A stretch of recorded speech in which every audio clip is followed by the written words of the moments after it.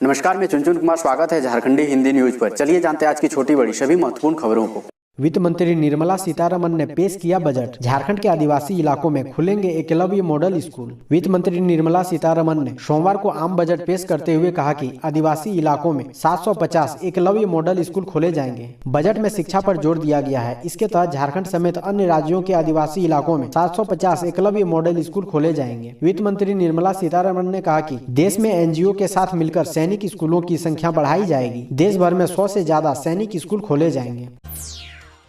झारखंड के सीएम हेमंत सोरेन बोले, बजट ने लोगों को किया निराश। आत्मनिर्भर भारत अब बन गया आत्म बेचो भारत। झारखंड की उपराजधानी दुमका पहुंचे झारखंड के मुख्यमंत्री हेमंत सोरेन ने आम बजट पर अपनी प्रतिक्रिया व्यक्त की है। उन्होंने इसे निराशाजनक बजट बताते हुए लोगों के जेब पर बोझ बढ़ाने वाला बजट करार दिया। साथ ही कहा कि केंद्र सरकार की आत्मनिर्भर भारत अब आत्म बेचो भारत बन गया है। सीएम श्री सोरेन ने कहा कि उम्मीद थी कि लोगों को राहत देने वाली बजट होगी, लेकिन केंद्र सरकार ने लोगों की जेब पर बोझ बढ़ा दिया है। अब उनकी जेब में पैसे डालने की जगह अधिक से अधिक निकालने की जुगाड़ में लग गए हैं। पेट्रोल डीजल में सेस बढ़ा दिया गया है। उन्होंने कहा कि नौकरी पेशा वालों को भी खैर नहीं है। अब राहत देने की जगह उन पर महंगाई की बोझ बढ़ा दी गई है। मनरेगा को लेकर काफी आशा थी, लेकिन गरीबों के मनरेगा में कोई बदलाव नहीं किया गया है। किसानों को खुशी देने के बजाय उन्हें दुखी कर दिया है। वैसे इस बजट ने हर सेक्टर के लोगों को निराश किया है। शीतलहर से हलकान हुआ झारखंड। मौसम विभाग ने जारी किया येलो अलर्ट। झारखंड की राजधानी रांची समेत राज्य के विभिन्न हिस्सों में शीतलहर का असर देखा जा रहा है और तेज धूप के बावजूद भी सिहरन बढ़ गई है। मौसम विभाग की ओर से राज्य के 24 में से 17 जिलों में अगले 24 घंटे के दौरान शीतलहर की चेतावनी जारी करते हुए लोगों से सतर्कता बरतने की अपील की है। रांची के अलावा पलामू, गढ़वा, चतरा, कोडरमा, लातेहार, लोहरदगा, गुमला, रामगढ़, बोकारो, हजारीबाग, पश्चिमी सिंहभूम, पूर्वी सिंहभूम और सिमडेगा जिले में भी कहीं कहीं शीतलहर चलने की संभावना जताई गई है। झारखंड टेक्निकल विश्वविद्यालय में इन पदों पर होगी नियुक्ति। झारखंड टेक्निकल यूनिवर्सिटी में 2 नए पदों पर नियुक्ति होगी। झारखंड टेक्निकल यूनिवर्सिटी के सलाहकार मंडल ने विश्वविद्यालय की विभिन्न समस्याओं को दूर करने को लेकर पदाधिकारियों ने सुझाव दिए हैं। सलाहकार मंडल की ओर से कहा गया है कि विश्वविद्यालय को सुचारू तरीके से चलाने और कुलपति के सहयोग के लिए नियमित वित्त पदाधिकारी, कुल सचिव और निदेशक पाठ्यक्रम की जल्द से जल्द नियुक्ति होनी चाहिए। साथ ही विभिन्न समस्याओं के समाधान के लिए कुलपति की सहायता के लिए एक ओएसडी की आवश्यकता विश्वविद्यालय को है। झारखंड के पूर्व शिक्षा मंत्री डॉक्टर नीरा यादव ने बजट को बताया जन कल्याणकारी। विपक्ष ने नकारा। कोरोना वायरस संक्रमण काल में पेश हुए केंद्रीय बजट पर सत्ता पक्ष और विपक्ष ने अपनी अपनी प्रतिक्रिया व्यक्त की है। झारखंड की पूर्व शिक्षा मंत्री डॉक्टर नीरा यादव ने इसे जन कल्याणकारी बजट बताया। वहीं कांग्रेस और राजद ने इसे निराशाजनक बजट बताया है। झारखंड की पूर्व शिक्षा मंत्री डॉक्टर यादव ने कहा कि बजट हर दृष्टिकोण से हितकारी सिद्ध होगा। पेंशन आय वाले 75 साल की उम्र से ऊपर के सीनियर सिटीजन को ITR भरने की छूट मिली, जो स्वागत योग्य है। इंफ्रास्ट्रक्चर के क्षेत्र में बजट में जोर देना, रोजगार को दूर करने और विकास बढ़ावा देना स्वागत योग्य है। सरकार की कल्याणकारी योजना भारत माला परियोजना के तहत 1300 किलोमीटर सड़कों का जाल बिछाकर एक दूसरे राज्यों के बड़े शहरों को जोड़ने की सराहनीय बड़ी पहल है। कृषि क्षेत्र में भी सरकार की योजना प्रशंसनीय है। शिक्षा क्षेत्र में भी बढ़ावा दिया गया है। बजट सभी वर्गों को लाभ पहुंचाएगा। जोरदार धमाके के साथ हुआ विस्फोट। जमशेदपुर में बम फटने से 3 बच्चे जख्मी। जमीन के नीचे प्लास्टिक के डिब्बे में छिपा रखा था विस्फोटक। केंदुआ डी थाना क्षेत्र स्थित केंदुआ 1 नंबर मछली पट्टी में सोमवार को बम फटने से 3 बच्चे जख्मी हो गए। इस घटना में एक बच्चे का दायां हाथ गंभीर रूप से जख्मी हो गया। सभी घायलों को अस्पताल में भर्ती कराया गया है। खेल के दौरान एक बच्चे ने जमीन के नीचे छिपा कर रखे बम को बाहर निकाला और पत्थर पर पटक दिया। इसके बाद जोरदार धमाके के साथ बम फटा और तीनों बच्चे जख्मी हो गए। घटना की सूचना पर मौके पर पहुंची पुलिस ने जमीन के नीचे प्लास्टिक के डिब्बे में छिपा कर रखा गया एक जिंदा बम बरामद किया है। आशंका जाहिर की जा रही है कि किसी वारदात को अंजाम देने के लिए अपराधियों ने बम को जमीन के नीचे छिपा कर रखा होगा। कोरोना काल में लाखों लोगों को कराया राशन उपलब्ध। महामारी काल में गरीबों और जरूरतमंदों की मानवीय मदद करने के लिए नवीन जिंदल की कंपनी JSPL को महात्मा अवार्ड प्रदान किया गया है। सम्मान ग्रहण करने के बाद JSPL फाउंडेशन के चेयरपर्सन सालू जिंदल ने निर्णायक मंडल का धन्यवाद करते हुए कहा कि एक जिम्मेदारी कॉर्पोरेट नागरिक होने के नाते हमने प्लांट क्षेत्र के साथ साथ देश की राजधानी दिल्ली में मिशन जीरो हंगर के तहत लाखों गरीबों और जरूरतमंदों को राशन और पका हुआ भोजन उपलब्ध कराया। इसके अलावा छोटे किसानों, शिल्पकारों, स्वयं सहायता समूहों से जुड़ी महिलाओं को जरूरी समर्थन देकर उनकी आजीविका बचाने का प्रयास किया। सालू जिंदल को यह सम्मान दिल्ली के इंडिया इंटरनेशनल सेंटर में प्रदान किया गया। ट्रैक्टर रैली के बहाने कांग्रेस में जान फूंकने की कोशिश।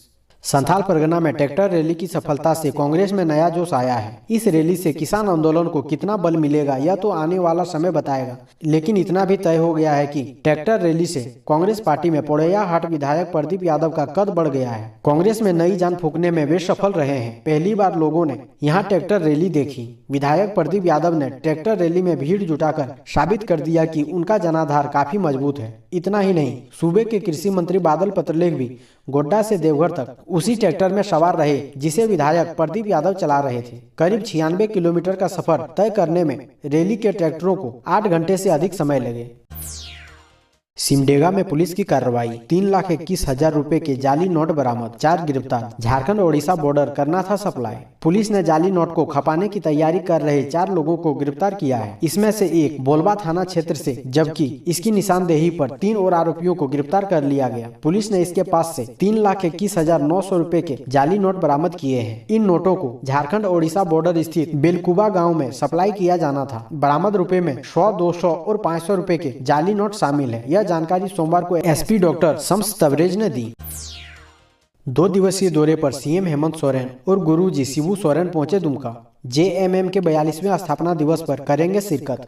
झारखंड के मुख्यमंत्री हेमंत सोरेन 2 दिवसीय दौरे पर सोमवार की शाम हेलीकॉप्टर से दुमका पहुंचे। यहां DIG Sudarshan Prasad Mandal, DC Rajeshwari B एवं एसपी अंबर लकड़ा के अलावा झारखंड मुक्ति मोर्चा के नेताओं और कार्यकर्ताओं ने जहां मुख्यमंत्री का स्वागत किया, वहीं जिला पुलिस के जवान ने गार्ड ऑफ ऑनर प्रदान किया। मुख्यमंत्री के साथ राज्यसभा सांसद दिसोम गुरु शिबू सोरेन भी यहां पहुंचे। झामुमो सुप्रीमो शिबू सोरेन और मुख्यमंत्री सह पार्टी के कार्यकारी अध्यक्ष हेमंत सोरेन मंगलवार को उप राजधानी दुमका के गांधी मैदान में आयोजित होने वाले झारखंड मुक्ति मोर्चा के 42वें झारखंड दिवस के कार्यक्रम में शिरकत करेंगे। लालू की पार्टी राजद ने अनुशासनहीनता में 2 नेताओं को निकाला, 6 साल के लिए हुए निष्कासित। राष्ट्रीय जनता दल के झारखंड प्रदेश अध्यक्ष अभय कुमार सिंह ने अनुशासनहीनता में पार्टी के 2 सदस्यों को 6 साल के लिए पार्टी से निष्कासित कर दिया है। निष्कासित होने वाले सदस्यों में पार्टी के पूर्व प्रदेश उपाध्यक्ष मोहम्मद मुस्तफा अंसारी और पूर्व कार्यकाल सचिव हेमंत वर्मा शामिल है। इन पर पार्टी के संविधान विरोधी कार्य करने व अनुशासनहीनता बरतने का आरोप है। इन दोनों ही सदस्यों पर आरोप है कि उन्होंने अपने अधिकार क्षेत्र से बाहर जाकर सरायकेला, खरसवां एवं रामगढ़ जिले में किसी व्यक्ति को संयोजक मनोनीत कर दिया। एकलव्य मॉडल आवासीय विद्यालयों को लेकर क्या बोले जनजातीय मामलों के केंद्रीय मंत्री अर्जुन मुंडा।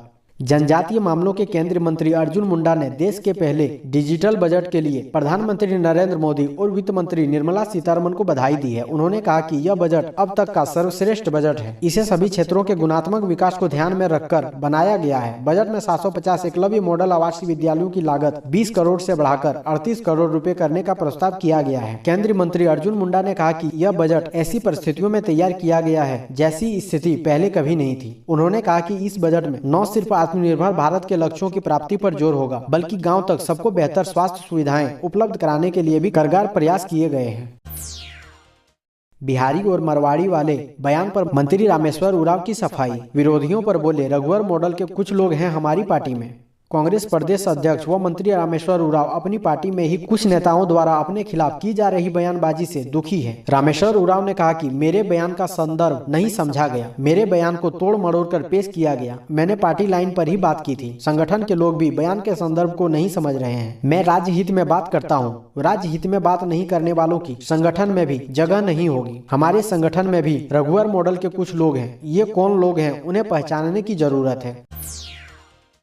झारखंड के इस जिले में स्कूली छात्रों के आंकड़े अपडेट नहीं करना पड़ा भारी, वेतन पर लगी रोक। रांची जिला शिक्षा पदाधिकारी ने शैक्षणिक सत्र 2020-21 तक 100% छात्रों के आंकड़ों को 31 अगस्त 2020 तक अपडेट करने का निर्देश दिया था। इसमें लापरवाही बरतने वाले स्कूलों के प्रधानाध्यापक, प्रभारी प्रधानाध्यापक और संबंधित प्रखंड कार्यालय में कार्यरत बीईओ, बीपीओ, लेखापाल व डाटा एंट्री ऑपरेटर का वेतन जनवरी माह से स्थगित करने का आदेश दिया है। उन्होंने कहा कि कार्य पूरा होने पर ही वेतन भुगतान किया जाएगा। बनी रहेगी दूरी, नहीं निकलेगी रैली। दुमका में मंगलवार को होने वाले झामुमो के 42वें स्थापना दिवस समारोह की तैयारी का जायजा लेने सोमवार शाम पार्टी कार्यकारी अध्यक्ष मुख्यमंत्री हेमंत सोरेन गांधी मैदान पहुंचे। उन्होंने पार्टी कार्यकर्ताओं से बातचीत की और कई निर्देश दिए। कहा कि कोविड-19 के संक्रमण को देखते हुए हर बिंदु पर सावधानी बरतने की जरूरत है। इस बार स्थापना दिवस सांकेतिक रूप से मनाया जाएगा। कोरोना संक्रमण का खतरा अभी टला नहीं है, इसलिए सबको विशेष सावधानी बरतने की जरूरत है। मंगलवार को 42 साल के कालखंड में पहली बार दिन में 11 बजे से 3 बजे तक स्थापना दिवस मनाया जाएगा। इस बार रैली नहीं निकलेगी। शारीरिक दूरी का भी खास पालन करने की हिदायत कार्यकर्ताओं को दी गई है। अब 10 फरवरी तक बुक करा सकते हैं जमशेदपुर के विरसा नगर में पीएम आवास। प्रधानमंत्री आवास योजना शहरी के तहत विरसा नगर में बन रहे पीएम आवास के लिए बुकिंग कराने की अंतिम तिथि बढ़ाकर अब 10 फरवरी 2021 निर्धारित कर दी गई है। जमशेदपुर अच्छेस के विशेष पदाधिकारी कृष्ण कुमार ने बताया कि विरसा नगर में 705 करोड़ की लागत से बनने वाले 9,592 आवासों के लिए 12,011 लोगों ने आवेदन दिया है। इसके लाभुकों का पंजीकरण यानी रजिस्ट्रेशन का कार्य 18 दिसंबर 2020 से शुरू हो गया था। इसी बीच उन्होंने नए लोगों के लिए भी आदेश निकाल दिया था कि वैसे जरूरतमंद लोग जो किसी कारणवश पीएम आवास के लिए अपना आवेदन नहीं भर पाए हों, वैसे लोग अपना आवेदन एक्सेस कार्यालय में आकर भर सकते हैं। यही कारण है कि अब तक नए लोगों को आवेदन भरने का समय दिया गया, जो बढ़ाकर अब 10 फरवरी कर दिया गया है। झारखंड की अदालतों में आज से आमने सामने होगी सुनवाई। हाईकोर्ट ने जारी किया निर्देश। झारखंड की सभी अदालतों में 2 फरवरी से फिजिकल कोर्ट शुरू हो जाएगा। हाईकोर्ट की ओर से इस संबंध में अधिसूचना जारी कर दी गई है। कोरोना वायरस को लेकर जारी गाइडलाइन के तहत फिजिकल कोर्ट में सुनवाई होगी। बता दें कि कोरोना वायरस संक्रमण के कारण फिजिकल कोर्ट को बंद कर दिया गया था। ऑनलाइन ही सुनवाई हो रही थी। राज्य में कोरोना वायरस के मामले कम होने के बाद एडवोकेट संघ फिजिकल कोर्ट शुरू करने की मांग कर रहा था। हाईकोर्ट की ओर से जारी अधिसूचना के अनुसार फिजिकल कोर्ट में फेस मास्क का प्रयोग, शारीरिक दूरी का पालन, सैनिटाइजर का पालन किया जाना आवश्यक है। जमीन निवेश में आईपीएस अधिकारियों की पहली पसंद दिल्ली नोएडा। झारखंड में तैनात आईपीएस अधिकारियों की जमीन में निवेश की पहली पसंद दिल्ली व नोएडा के रिहायशी इलाके हैं। दिल्ली नोएडा के अलग अलग सेक्टरों में फ्लैट के साथ साथ भूखंड में भी झारखंड कैडर के आईपीएस अधिकारियों ने निवेश किया है। केंद्र गृह मंत्रालय के आदेश के बाद राज्य के 80 आईपीएस अधिकारियों ने अपनी अचल संपत्ति की घोषणा की है। घोषणा के मुताबिक राज्य कैडर के सबसे अधिक अचल संपत्ति अर्जित करने वाले आईपीएस अधिकारी अजय भटनागर है। उन्होंने संपत्ति के विवरण में 5 करोड़ की जमीन की जानकारी दिल्ली, नोएडा व रांची में बताई है।